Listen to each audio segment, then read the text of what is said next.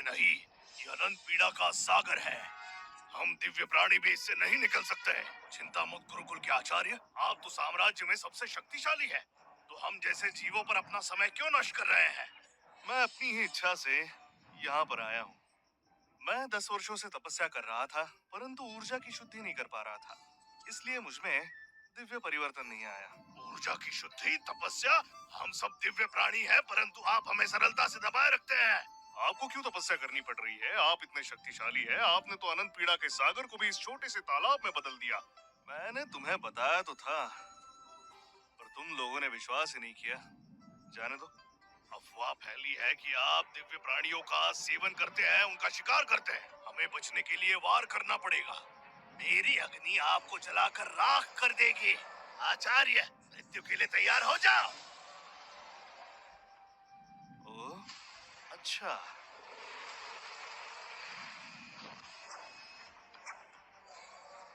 अरे आचार्य ने तो मुझे एक तुच्छ कछुआ बना दिया। मैं तो थक गया। कैसा आदमी है, मछली पकड़ते हुए भी थक गया। छी। आचार्य जी, शिष्य दीक्षा समारोह आधे घंटे में प्रारंभ होगी। राजदूत ने आपको निमंत्रित किया है। ठीक है, मैं देखता हूँ। अवश्य। हाँ, वैसे आपके जाने से भी क्या होगा? आपके गुरुकुल में तो कोई शिष्य नहीं आने वाला है। आपकी ऊर्जा इतनी कम है, यदि आपके पिताश्री पूर्व सम्राट ना होते, तो आपको तो निष्कासित कर दिया गया होता। अनंत पीड़ा का सागर? ये छोटा सा तालाब अनंत पीड़ा का सागर है। वो सागर जिससे दिव्य अमर लोग भी पराजित हो जाते हैं। इसकी ऊर्जा सिर्फ प्रथम स्तर पर है। इसको सागर तो मिल ही नहीं सकता। सुनो मित्र, साथ में तपस्या करोगे? बहुत से लोगों के लिए 9वां स्तर आखिरी होता है,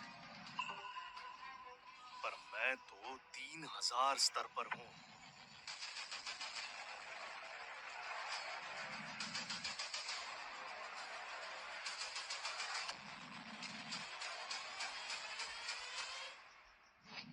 आह, बहुत लोग 9वें स्तर पर आकर ऊर्जा की मूल धारणा स्थापित करते हैं। स्वर्णिम स्तर पर आने के बाद महागुरु बन जाते हैं।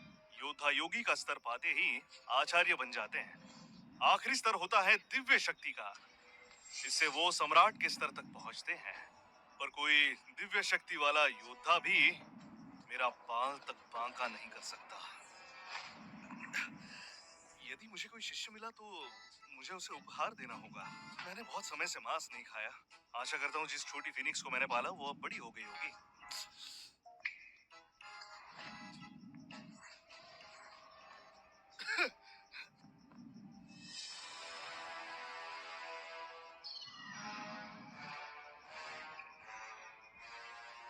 मैं तो सम्राट के स्तर पर हूँ।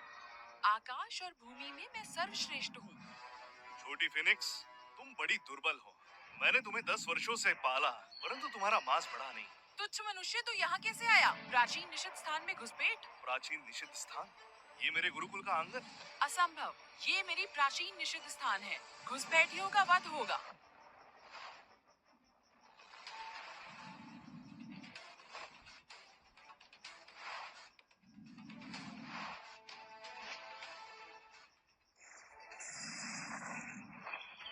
तुमसे निपटने के लिए केवल 2000 ऊर्जा ही पर्याप्त होगी।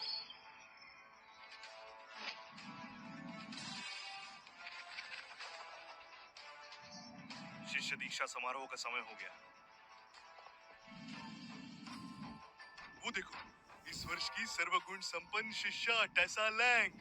अद्भुत। इसकी सुंदरता भी अद्भुत है। अति उत्तम। किसने सोचा था कि मैं राजकुमारी टेसा लैंग पुनर्जन्म लूंगी?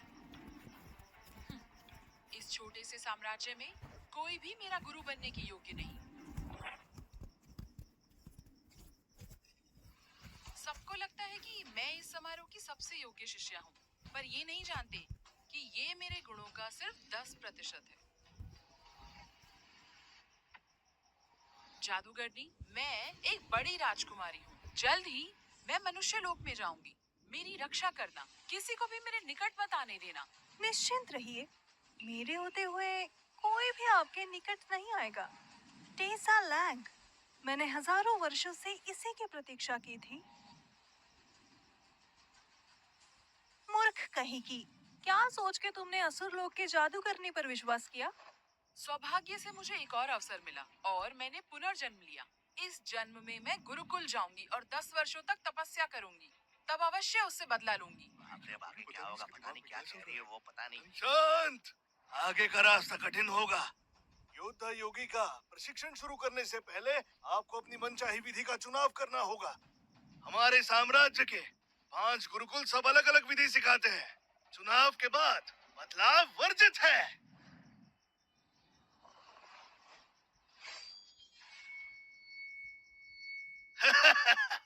शिष्य कैलेब क्लार्क हमारे साम्राज्य के सबसे शक्तिशाली देवशास्त्र गुरुकुल से इस वर्ष सबसे अधिक शिष्य उनके ही पास जाएंगे।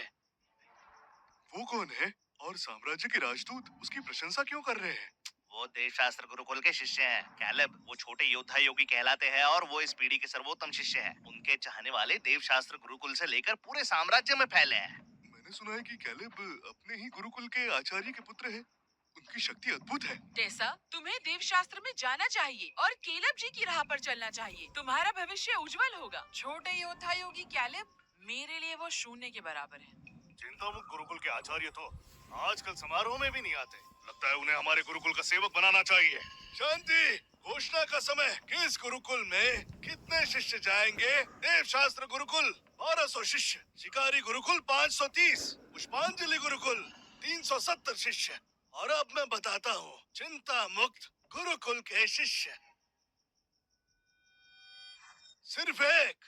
क्या क्या कह रहे तुमने हैं? सुना? कौन है वो जिसने इस बेकार गुरुकुल को चुना? टेसा लैंग। तुमने सत्यानाश। क्या अद्भुत। आशा नहीं थी कोई मेरे गुरुकुल को चुनेगा। मेरी ऊर्जा शक्ति को कम सोच के सभी मुझे व्यर्थ मानते हैं। तो कहीं ये सुंदर युवती मुझे पसंद तो नहीं करती? टेसा लैंग? ये हम सब में सबसे प्रतिभाशाली है। फिर चिंता मुक्त गुरुकुल क्यों? हाँ यही तो मैं कह रहा हूँ। क्यों? उस गुरुकुल से उसे क्या प्राप्त होगा?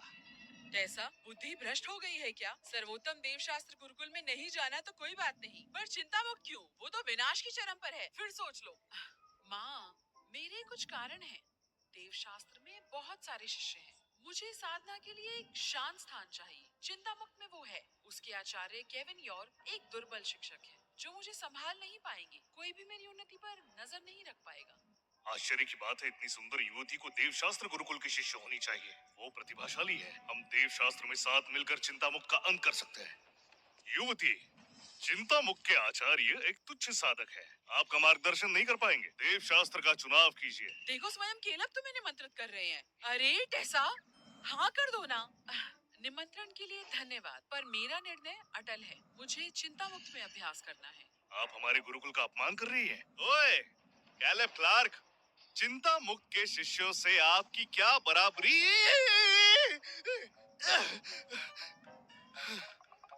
फीनिक्स को पकड़ने में प्राण ही निकल जाते हैं। हो गया। भाग्यवश मैंने इसकी शक्तियों का नाश किया और उसे मुर्गी बना दिया। अन्यथा यदि ये वास्तविक रूप में होती तो समस्त साम्राज्य भी इसकी शक्ति का सामना न कर पाता। मुर्गी कहाँ गई? अरे नहीं, रुक जा। ए! केविन तो किसी काम का नहीं। एक मुर्गी तक नहीं पकड़ सकता। वो हमारे साम्राज्य पर कलंक है। सही कहा।